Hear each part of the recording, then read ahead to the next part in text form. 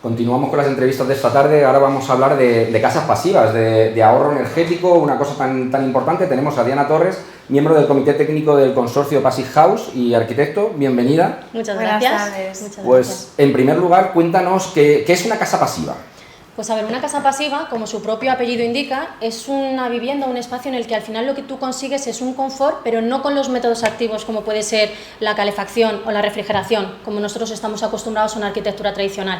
Al final, el concepto de pasivo es cuando tú estás consiguiendo por medios pasivos, como puede ser una arquitectura bioclimática, haciendo un entendimiento del entorno, recurriendo sobre todo a la fuente de energía que tenemos gratuita y más extensa en nuestra climatología, que es la fuente de calor solar.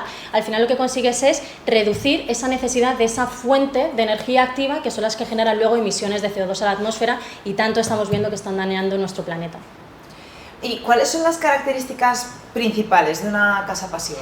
Pues las casas pasivas vienen determinadas por un estándar Passive House, ¿vale? Es un estándar alemán, entonces básicamente para que lo entendáis y no quiero ponerme muy técnica, se centra en definir unos principios y unos criterios. Los criterios son valores numéricos, como exige nuestra normativa vigente, el código técnico, y los principios al final son como pautas que se nos dan a los técnicos para ayudar a conseguir esas bajas demandas, esos bajos criterios.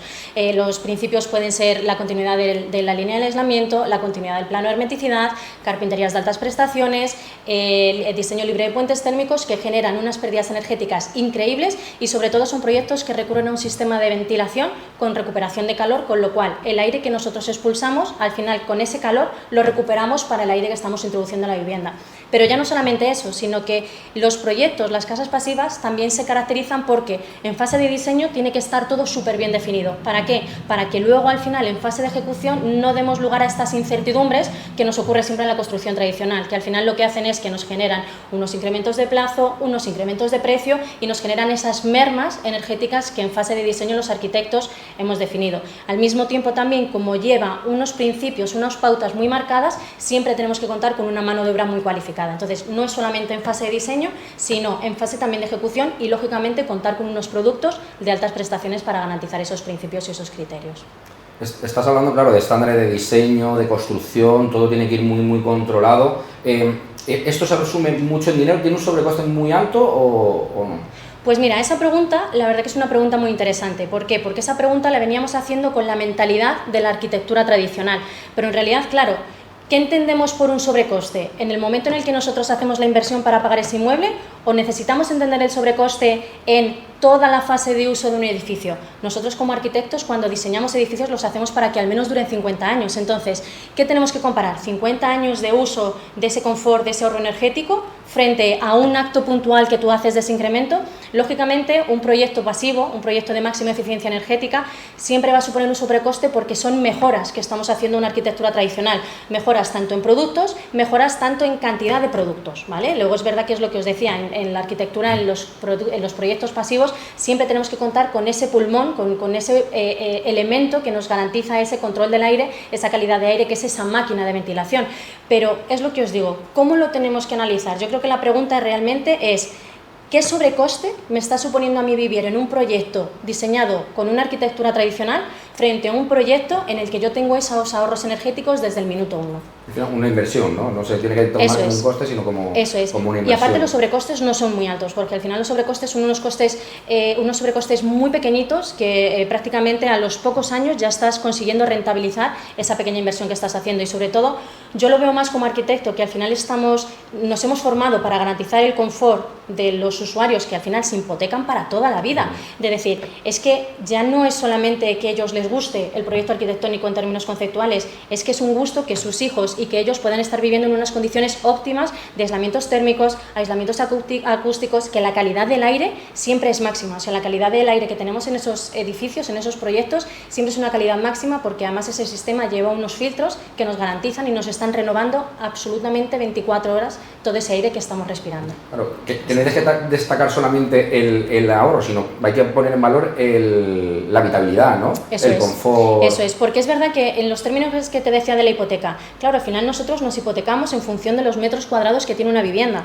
En una arquitectura tradicional, los metros útiles de tu casa no son los metros habitables en términos de confort. En arquitectura tradicional, o por ejemplo, en España, más de la mitad de los edificios anteriores a 1980 tienen calificaciones energéticas E, F y G, es decir, son muy ineficientes. Son espacios en los que tú, cerca de una ventana o cerca de una pared, tú no puedes estar en condiciones de mucho frío, de mucho calor, porque o bien te entra mucho aire por esas carpinterías o te entra muchísimo calor. Entonces, realmente tú te estás hipotecando toda tu vida por unos metros habitables que no se corresponden con los metros útiles. Entonces, es algo que tenemos normalizado porque nos hemos acostumbrado a vivir en espacios donde de repente la cortinita se movía, las carpinterías lloraban, oía muchísimo al vecino, y no, es que no tenemos que normalizar esa situación cuando con estándares como el Passive House o el concepto de construcción consciente que se defiende en el consorcio Passive House, lo que estamos impulsando es justamente eso, que yo quiero vivir confortable en el 100% de los metros habitables de mi espacio, de mi vivienda por la que me he hipotecado toda la vida. Me ha gustado esa explicación, me la cojo para, claro. para otras. Ha estado, la verdad que muy bien. Yo creo que la gente, sobre todo cuando piensa, ¿no?, en casas pasivas, lo que le viene a la cabeza es ¿qué ahorro? O sea, aparte del sobrecoste que ya lo hemos comentado, el ahorro. ¿Qué ahorro puede suponer? Pues hay varios proyectos, ¿vale? Desde que se hizo el estándar Passive House, el estándar en sí salió o se normalizó a raíz de un proyecto de investigación que hicieron unos ingenieros alemanes, ¿vale? Y en base a eso fue cuando empezamos a tener un parque ejecutado, un parque real, tangible de este tipo de eficiencia energética, de este tipo de proyectos. El ahorro más o menos medio está en torno a que ahorramos 8 veces del consumo energético de nuestras viviendas. Entonces, ¿qué es lo bueno que tienen estos proyectos Passive House? Que al final, como tú estás desligándote de estas necesidades energéticas, además en el contexto en el que estamos hoy en día con este entorno un poquito económico y social que nos encontramos, es verdad que es además un ahorro que es garantizable, o sea, no depende, como no estás dependiendo de esa fuente de energía, claro. No es que de repente digas es que este año voy a pagar más, voy a pagar menos, no, porque los consumos son tan pequeños, esas demandas son tan pequeñas, que ese ahorro que te estoy diciendo ahora es que es un ahorro que lo vas a poder mantener prácticamente en esos 50 años por los que diseñamos nuestros edificios. Claro. Bueno, vienes en representación del consorcio, ¿no? Passive House. Cuéntanos un poquito qué es, qué iniciativas tiene, cuéntanos un poquillo. Bueno, pues el consorcio Passive House al final surgió por la necesidad de, como os estoy contando así con breves pinceladas, os estáis dando cuenta de que hay que generar muchos cambios en el sector de la construcción. Pero claro, ¿quién tiene la responsabilidad? Tenemos la responsabilidad de los arquitectos, tiene la responsabilidad el promotor, tiene la responsabilidad las administraciones, el constructor, el fabricante. ¿Quién tiene la responsabilidad? Al final esto es una responsabilidad de todos. Entonces, el consorcio es una asociación empresarial, que a día de hoy ya somos 28 empresas, que lo que hacemos es que generamos sinergias para crear un grupo de trabajo súper transparente, donde al final lo que estemos consiguiendo es dinamizar un modelo de construcción consciente, en términos de un modelo de construcción saludable, sostenible y de máxima eficiencia energética. Entonces, el consorcio no está solamente formado por arquitectos, no está solamente formado por industriales, el consorcio está formado por entidades que son asesores desde el punto de vista de eficiencia energética, entidades que son certificadoras de proyectos Passive House como tal, está formado también por administraciones públicas, está formado también por universidades. No podemos olvidar que al final los futuros prescriptores y los que van a tomar el testigo de esta situación van a ser esos futuros prescriptores. Qué mejor que enseñarles desde la cuna. Luego también está formado lógicamente por industriales, perdón. Al final estamos diciendo que para garantizar este modelo teórico y para llevarlo a práctica tenemos que contar con productos que vayan en línea de este objetivo que nos estamos marcando, pero también contamos, por ejemplo, con constructoras. Entonces, al final es una asociación que está formada por absolutamente todos los agentes que intervienen en el proceso constructivo, porque la responsabilidad es de todos. Y una característica que tiene la construcción consciente es diferente con respecto a la construcción tradicional. En la construcción tradicional yo hablaba de lo mío y me daba igual lo que pasaba alrededor. Una construcción consciente de máxima eficiencia energética lo que tiene que tener es una visión 360. Por eso la importancia de generar este grupo de trabajo en el que hay sinergias, donde yo como industrial le estoy poniendo una solución al arquitecto, pero al mismo tiempo desde el principio la constructora está participando y al mismo tiempo estamos asesorados por un certificador Passive House o un conocedor teórico de este estándar. Entonces es eso, somos una familia que lo que hacemos es ponemos encima de la mesa las necesidades que tenemos en el mercado,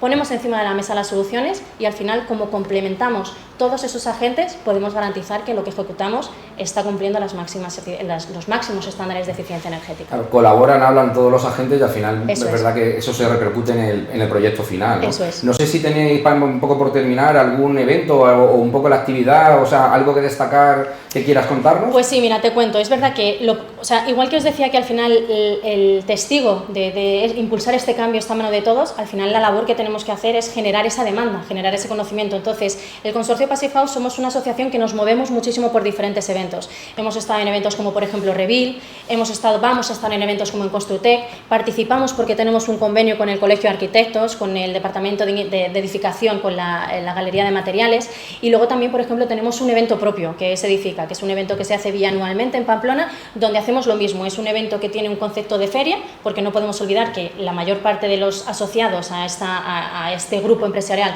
son industriales y tienen producto, sino que también hacemos congresos donde hacemos debates, mesas redondas y donde al final lo hacemos como en un lenguaje que va desde el particular hasta términos muy técnicos, como pueden ser estos técnicos redactores, estos arquitectos o estos certificadores Passive House. Entonces, nuestro objetivo como tal es impulsar y dinamizar, y para eso al final lo que tenemos que estar es en boca de todos, y por eso intentamos estar en todos aquellos eventos en los que sabemos que a cualquiera de los agentes que participan del sector de la construcción les podemos generar ese conocimiento.